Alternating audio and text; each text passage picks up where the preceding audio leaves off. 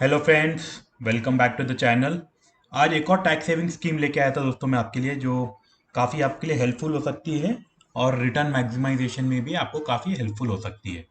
ये स्कीम का नाम है दोस्तों ELSS टैक्स सेवर स्कीम्स। आपने काफ़ी सुना होगा इनके बारे में, बट आज हम डिटेल में समझते हैं ELSS स्कीम होती क्या है और आपको क्या करना चाहिए।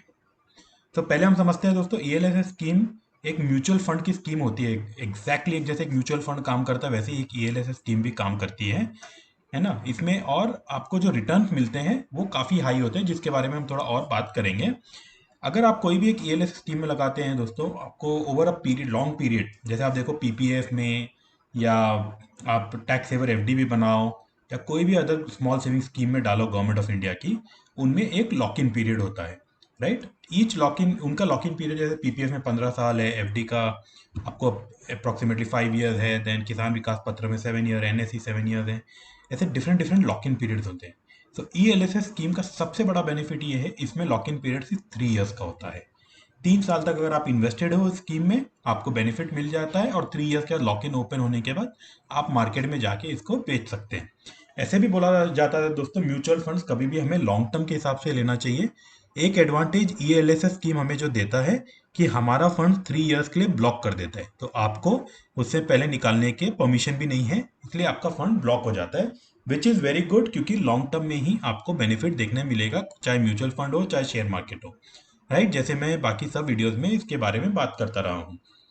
तो द बिगेस्ट एडवांटेज दोस्तों ये है कि इसमें 3 ईयर्स में ही आपका लॉक इन खत्म हो जाता है। 3 ईयर्स के बाद you can withdraw those fund and use it for what ever purpose you need.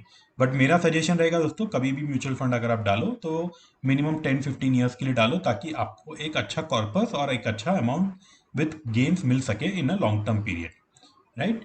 ये हो गया हमारे लॉक इन पीरियड के बारे में। अब रिटर्न्स के बारे में अगर हम बात करें दोस्तों, हम PPF ले लें या हम NSE ले लें, फिक्स डिपॉजिट ले लें, हमने कल भी जैसे देखा, जो वीडियो बनाया था, सब में इंटरेस्ट रेट अप्रोक्सीमेटली 6 to 7% ही होता है, उससे ज़्यादा नहीं मिलता है।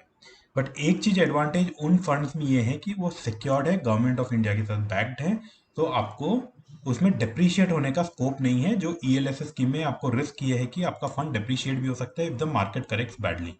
Right. But over a period of 3 years दोस्तों, अगर आप SIP मोड में डालते हो, तो आपके लिए सबसे बड़ा एडवांटेज ये है कि आप मार्केट के अप्स एंड डाउन्स को फैक्टर्स करते चले जाते हो SIP मोड में, and over a period of time मुझे लगता है दोस्तों आपको एक एडवांटेजियस पोजीशन में ही आप रहेंगे, rather then being a disadvantage. But guarantee नहीं है दोस्तों, ये एक एनालिसिस है जो हमने किया है कि आप एक जनरली एक एडवांटेज पोजीशन में रहते हो अगर आप 3 ईयर्स तक SIP मोड में करते रहते हो।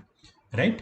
So but return on investment अगर हम बात करें तो ELSS का, अगर आप 15 ईयर्स का या सिंस इंसेप्शन कोई फंड देखेंगे, 15% का एक CAGR पे आपको रिटर्न मिलता है। राइट। बट अगर आप फिक्स डिपॉजिट वगैरह देखोगे तो वो 6-7% रेट ऑफ इंटरेस्ट है, which is very very low compare to what you can get in ELSS। So higher the reward, higher is the risk, higher is the reward, the lower the risk, the lower is the reward. Same scheme में ये भी काम होता है दोस्तों। Right. तो ELSS एक अच्छा ऑप्शन है आपको ATC बेनिफिट में 1.5 लाख रुपए तक डालने के लिए, on a every year on year basis, which will help you build a good corpus on a long term. अभी काफी जने मुझसे पूछते हैं, अगर हम इक्विटी ओरिएंटेड स्कीम लेते हैं तो भी ELSS होता है, तो इसका आंसर है नो। ELSS का स्पेसिफिक आपको बहुत क्लियरली कॉल्ड आउट स्कीम्स हैं, जिसमें ही आप अगर इन्वेस्ट करोगे तो ही वो क्वालिफाई होगा ATC डिडक्शन के लिए। कोई अदर स्कीम क्वालिफाई नहीं होता है फॉर टैक्स सेविंग बेनिफिट। अभी हम रिटर्न्स की बात कर रहे थे दोस्तों, अगर हायर रिटर्न रहेगा, तो आपको जैसे पता होगा LTCG up to 1 lakh rupees is exempt from taxes. Anything above, over and above 1 lakh, आपको उस पर 10% टैक्स भरना पड़ेगा। बट ये LTCG रेट रिवाइज हो सकता है गवर्नमेंट ऑफ इंडिया की तरफ से। आज के दिन में आपको ऑल कैपिटल गेन पे 10% टैक्स लगेगा, which qualifies for long term capital gain. जैसे कि मैंने कहा, अगर आप 3 ईयर्स के लिए आपका लॉक्ड इन है ये स्कीम, तो ऑल योर रिटर्न्स और all your investment will qualify for long term capital gain only. इसमें शॉर्ट टर्म कैपिटल गेन होने का स्कोप नहीं रह जाता है। राइट दोस्तों। तो हम समझ चुके हैं ELSS का लॉक इन पीरियड, हम समझ चुके हैं रिटर्न्स के बारे में, हम समझे हैं ATC के बेनिफिट के बारे में और कैपिटल गेन टैक्सेस के बारे में। अब हम समझते हैं बेनिफिट्स के बारे में।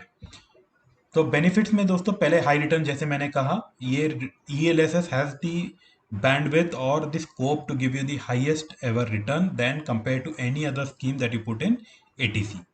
जैसे मैं ये स्टेटमेंट फिर दोहराता हूँ दोस्तों, इसमें हाई रिवॉर्ड है तो हाई रिस्क भी है, आपका ये डिस्काउंट भी हो सकता है कभी कभार, राइट।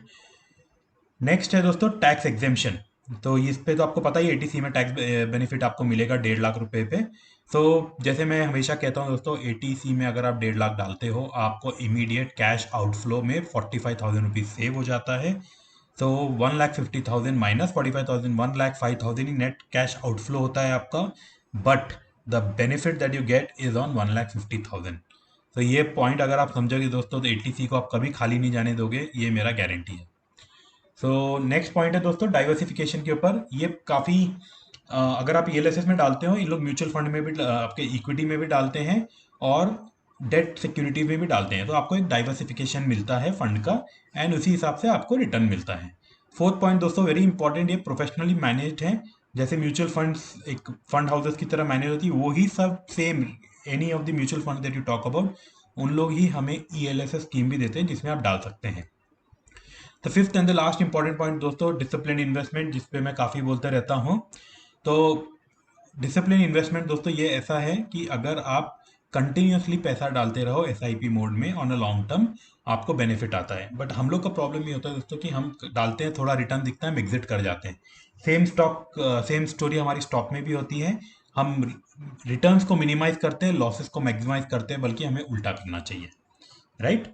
तो ये स्कीम आपको डिसिप्लिन देती है, क्योंकि आपका पैसा 3 साल के लिए एटलीस्ट ब्लॉक हो जाता है इसमें। अभी हम रिटर्न्स की बात कर रहे थे दोस्तों, जैसे मैंने कहा था, हम अभी टेम्पररी रिटर्न्स नहीं देखते हैं, क्योंकि मार्केट अभी तो करेक्शन मोड में है, हमें कभी भी एक शॉर्ट टर्म व्यू नहीं देखना चाहिए। अगर आप लॉन्ग टर्म व्यू देखें दोस्तों, देखिए 8% जहाँ पर 1 ईयर का मार्केट काफ़ी काफ़ी करेक्ट हुआ है, उसमें भी पराग पारेख के अगर देखें 8% का रिटर्न है, एचडीएफसी टैक्स सेवर 8% है, काफ़ी अच्छा रिटर्न है। कौन टैक्स प्लान 4% है, even after then when the market has corrected badly, right. अगर हम मैं 10 ईयर्स का मैंने चार्ट नहीं लगाया दोस्तों, मैं नेक्स्ट टाइम में भी ऐड कर दूंगा। अगर आप देखेंगे तो एक 15% एवरेज बेसिस पे आपको रिटर्न ऑन इन्वेस्टमेंट मिलेगा। सो हमने काफ़ी कुछ समझा दोस्तों ईएलएसएस के बारे में आज। ईएलएसएस स्कीम होता क्या है, वो एक म्यूचुअल फंड यूनिट की तरह काम करता है, उस पर टैक्स सेवर बेनिफिट है, यहाँ पे returns are highest, lock in is lowest. So all in all एक ये बहुत अच्छा इन्वेस्टमेंट हो सकता है अगर आपको एटीसी का अपना टारगेट मीट करना है तो, राइट। सो आप अपनी रिसर्च कीजिए और एक अच्छा म्यूचुअल फंड पिक कीजिए और इन्वेस्ट कीजिए दोस्तों। कोई भी अगर आपको डाउट्स हैं तो आप प्लीज़ कमेंट बॉक्स में लिखिएगा, ताकि मैं आपको रिप्लाई कर सकूं। थैंक यू दोस्तों, अगर मेरी वीडियो पसंद आए तो सब्सक्राइब जरूर कीजिएगा। थैंक यू दोस्तों, बाय बाय।